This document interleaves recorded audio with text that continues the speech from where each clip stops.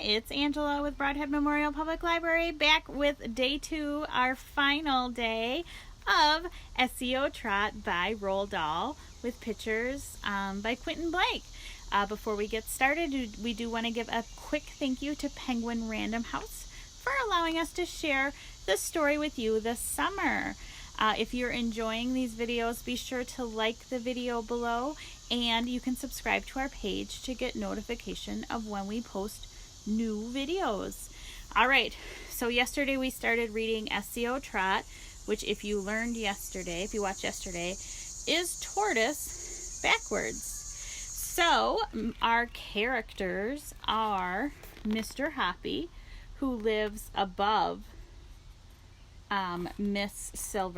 Silver, Elfie the tortoise, the pet shop owner, who we haven't met yet, and this contraption, the tortoise catcher.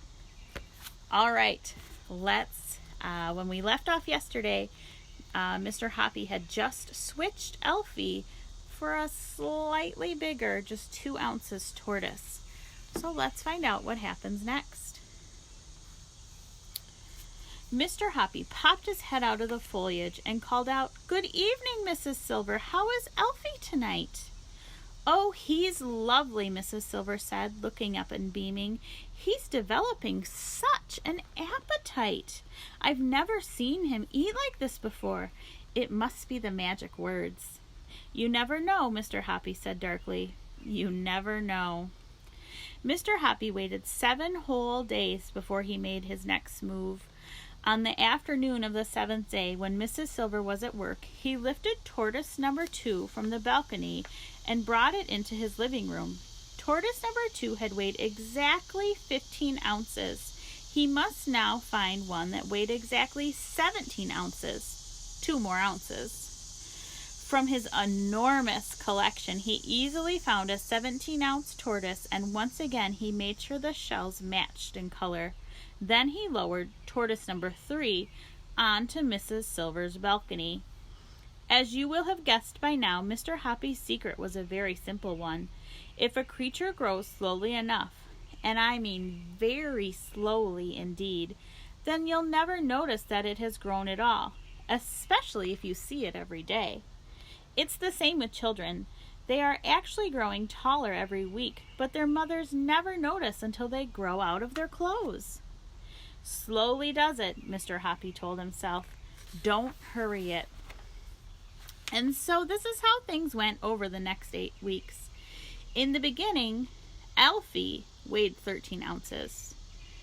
End of the first week, tortoise number 2 weighed 15 ounces. At the end of the second week, tortoise number 3 weighed 17 ounces. End of the third week, tortoise number 4 weighed 19 ounces. And at the end of the 4th week, tortoise number 5 weighed 21 ounces. At the end of the 5th week, tortoise number 6 weighed 23 ounces. Here's all those tortoises. All right, at the end of the 6th week, tortoise number 7 weighed 25 ounces. And at the end of the 7th week, tortoise number 8 weighed 27 ounces. Elfie's weight was 13 ounces. Tortoise number 8 was 27 ounces. Very slowly, over 7 weeks, Mrs. Silver's pet had more than doubled in size, and the good lady hadn't noticed a thing. Even to Mr. Hoppy peering down over his railing, tortoise number 8 looked pretty big. It was amazing that Mrs. Silver had hardly noticed anything at all during the great operation. Only once she had looked up and said, "You know, Mr. Hoppy, I do believe he's getting a bit bigger. What do you think?" "I can't see a lot of difference myself," Mr. Hoppy had answered casually. But now perhaps was time to call a halt, and that evening Mr. Hoppy was just about to go out and suggest to Mrs. Silver that she ought to weigh Elfie when a startled cry from the balcony below brought him outside fast. "Look!" Mrs. Silver was shouting. "Elfie's too big to get through the door of his little house. He must have grown enormously." Weigh him, Mr. Hoppy ordered. Take him in and weigh him, quick! There's a picture. He can't fit through the door of his house. How sad. Mrs. Silver did just that, and in half a minute she was back holding the tortoise up in both hands and waving it above her head and shouting, "Guess what, Mr. Hoppy? Guess what? He weighs 27 ounces. He's twice as big as he was before. Oh, you darling," she cried, stroking the tortoise. "Oh, you great big wonderful boy. Just look what clever Mr. Hoppy has done for you." Mr. Hoppy suddenly felt very brave. "Mrs. Silver," he said, "do you think I could pop down to your balcony and hold Elfie myself?" "Why, of course you can," Mrs. Silver cried. "Come down at once." Mr. Hoppy rushed down the stairs, and Mrs. Silver opened the door to him. Together they went out on the balcony. "Just look at him," Mrs. Silver said proudly. "Isn't he grand?" "He's a big, good-sized tortoise now," Mr. Hoppy said. "And you did it," Mrs. Silver cried. "You're a miracle man, you are indeed." "But what am I going to do about his house?" Mrs. Silver said. "He must have a house to go into at night, but now he can't get through the door." They were standing on the balcony looking at the tortoise, who was trying to push his way into the house, but he was too big. "I shall have to enlarge the door," Mrs. Silver said. "Don't do that," Mr. Hoppy said. "You mustn't go chopping up such a pretty little house. After all, he only needs to be just a tiny bit smaller. He could get in easily." "How can he possibly get smaller?" Mrs. Silver asked. "Oh, that's simple," Mr. Hoppy said. "Change the magic words. Instead of telling him to get bigger and bigger, tell him to get smaller, but in tortoise language, of course." "Will it work?" "Of course it will work. Tell me exactly what I have to say, Mr. Hoppy." Mr. Hoppy got out a piece of paper and a pencil and wrote, Esio, Trot, tag a tib relams. "That'll do, Mrs. Silver," he said, handing her the paper. "I don't mind trying it," Mrs. Silver said. "But look here, I wouldn't want him to get titchy small all over again, Mr. Hoppy." "He won't, dear lady, he won't," Mr. Hoppy said.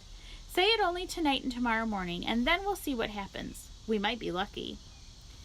"If it works," Mrs. Silver said, touching him softly on the arm, "then you're the cleverest man alive." The next afternoon, as soon as Mrs. Silver had gone to work, Mr. Hoppy lifted the tortoise up from her balcony and carried it inside. All he had to do now was to find the one that was a shade smaller, so that it would just go through the door of the little house. He chose one and lowered it down to his tortoise catcher.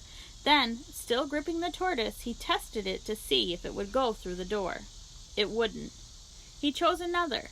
He tested it again. This one went through nicely. Good. He placed the tortoise in the middle of the balcony beside a nice piece of lettuce and went inside to await Mrs. Silver's homecoming. That evening, Mr. Hoppy was watering his plants on the balcony when suddenly he heard Mrs. Silver's shouts from below, shrill with excitement. "Mr. Hoppy! Mr. Hoppy! Where are you?" she was shouting. "Just look at this!" Mr. Hoppy popped his head over the railing and said, "What's up?" "Oh, Mr. Hoppy, it's worked!" she was crying. "Your magic words have worked again on Elfie. He can now get through the door of his little house. It's a miracle!" "Can I come down and look?" Mr. Hoppy shouted back. "Come down at once, my dear man," Mrs. Silver answered. "Come down and see the wonders you have worked upon my darling Elfie." Mr. Hoppy turned and ran from the balcony into the living room, jumping on tiptoe like a ballet dancer between the sea of tortoises that covered the floor. He flung open his front door and flew down the stairs, 2 at a time, with the love songs of 1,000 cupids ringing in his ears. "This is it," he whispered to himself under his breath. "The greatest moment of my life is coming now. I mustn't bush it. I must keep very calm."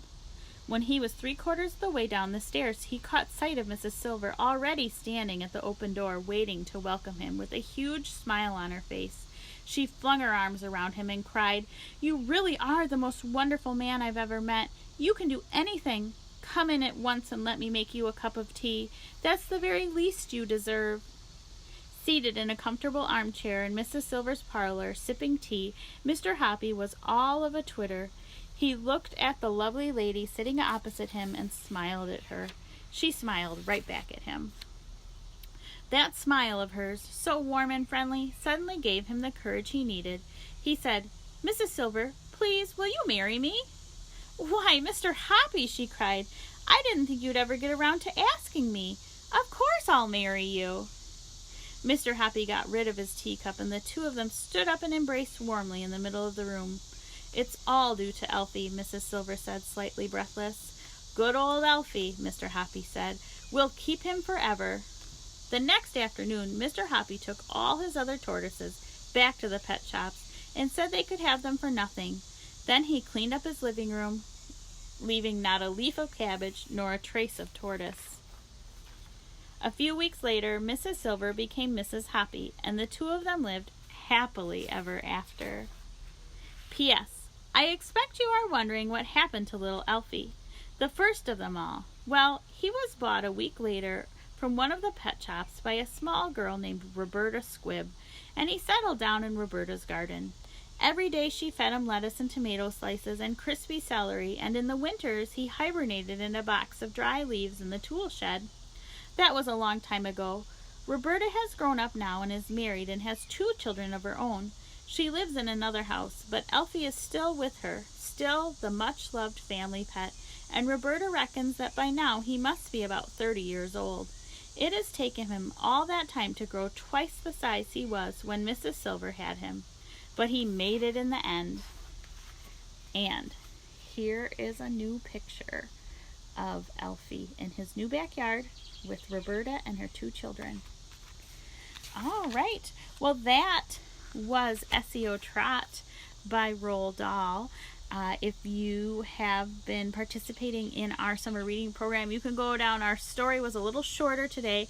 You can write down 12 minutes of listening time. And if you haven't earned your Have You Heard badge yet, you can enter the word Esio, E-S-I-O, into the Beanstack app and earn your Have You Heard badge, which will get you another grand prize entry ticket for our summer reading program drawings this year. All right, well, I will be back tomorrow with another brand new book, so look forward to that. Have a fantastic day, and we'll see you tomorrow. Bye.